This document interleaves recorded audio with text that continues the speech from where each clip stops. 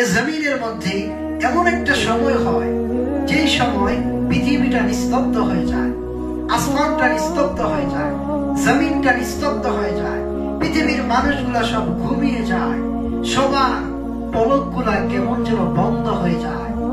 শুধু তাই নয়, সাগরের মাছগুলা ঘুমিয়ে যায়। শুধু তাই নয়, সমুদ্রের গর্তের পিপিলিকাগুলা পর্যন্ত নিস্তব্ধ হয়ে যায়। শুধু তাই নয়, এমন একটা নিস্তব্ধ অবস্থা এই জমিনের মধ্যে যত মানুষের হালত অবস্থা আছে, সবার হালত কাজ কর্ম সবকিছু বন্ধ হয়ে যায়। শুধু একজনের দরজা অল টাইম খোলা থাকে, তিনি কি? এই সময় বান্দা রবের সামনে দাঁড়ায়া তাহাজ্জুদের নামাজ আদায় করবে, যে কাজটার মাধ্যমে সে আত্মশুদ্ধি অর্জন করতে পারবে। সুবহানাল্লাহ। আমি শুধু একটু কথা বলবো, যে ব্যক্তি তাহাজ্জুদ পড়বে আল্লাহ সুবহানাহু ওয়া তাআলা তাকে চারটা নিয়ামত দান করবেন। কয়টা? এক নাম্বার হচ্ছে ওহুয়া কুরবাতুল লাহু, আল্লাহ পাকের পেয়ারা বানায় দিবেন।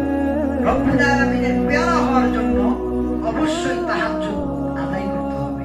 এমন কোন নবী নাই যিনি তাহাজ্জুদ করেন নাই, এমন কোন সাহাবী নাই যারা তাহাজ্জুদ করে নাই, এমন কোন ওলি হতে পারে না, এমন কোন বুজুর্গ হতে পারে না, এমন কোন দামি ব্যক্তি দামি হতে পারে না, যতক্ষণ না পর্যন্ত সে রবের সামনে গভীর রজনীতে রবের সাথে কথা না বলেছে।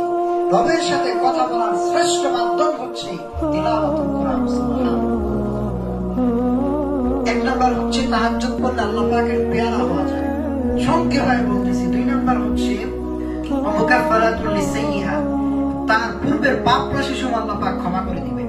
তিন নাম্বার হচ্ছে যে বান্দা তাহাজ্জুদ করবে ও মানহাতু আনিল ইসমি, আল্লাহ তাআলা কুদরতি জিম্মায় ওই বান্দাকে, তাহাজ্জুদ পড়নেওয়ালা বান্দাকে গুনাহ থেকে বাঁচায় রাখবেন।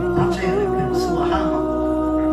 চার নাম্বার হচ্ছে খুবই গুরুত্বপূর্ণ, এটা হচ্ছে দুনিয়ার ক্ষেত্রে, সেটা হচ্ছে ওমা তরাদাতুন লিদ্দাই আনিল জিসমি, শরীরের যে অসুস্থতা আছে, রোগ ব্যাধি আছে, সেই রোগ ব্যাধি থেকে বান্দাকে আল্লাহ পাক হেফাজত করবেন। ক্যান্সার, অনেক বড় বড় রোগ, অসুস্থতা, এত বিশাল রোগ প্রকাশ করা যায় না, এমন রোগ প্রকাশ করতে পারে না। তাহাজ্জুদ পড়ার কারণে আল্লাহ পাক এই মহান রোগ থেকে তাকে পরিত্রাণ করে দিয়েছেন। সুবহানাল্লাহ। আল্লাহ পাক আমাদেরকে তাহাজ্জুদ পড়ার তৌফিক দান করুন।